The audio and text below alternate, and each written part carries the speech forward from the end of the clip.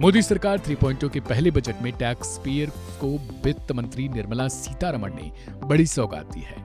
जैसा कि पहले से ही अनुमान लगाया जा रहा था कि टैक्स में छूट देकर मध्यम वर्गीय परिवार को बचत के लिए यह सरकार प्रोत्साहित कर सकती है, तो इस बार के बजट में कुछ ऐसा ही किया गया है। फाइनेंस मिनिस्टर ने नए टैक्स रिजिम के तहत इनकम टैक्स स्लैब में बदलाव करने के फैसले का जिक्र करते हुए बताया कि इस बार स्टैंडर्ड टैक्स डिडक्शन को 50,000 रुपए से बढ़ाकर 75,000 रुपए तक कर दिया गया है।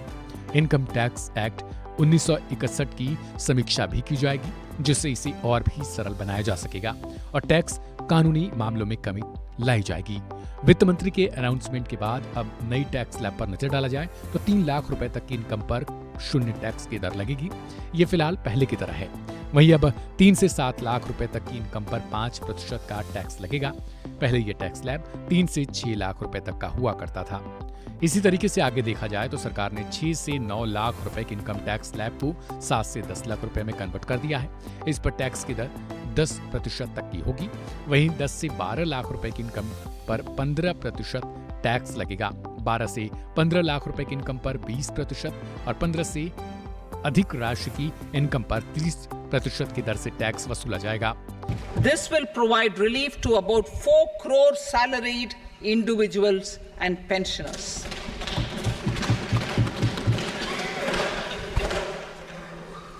Second, in the new tax regime, the tax rate structure is proposed to be revised as follows: 0 to 3 lakh rupees, nil; 3 to 7 lakh rupees, 5%; 7 to 10 lakh rupees, 10%; 10 to 12 lakh rupees, 15%; 12 to 15 lakh rupees, 20%; and above 15 lakh rupees, 30%.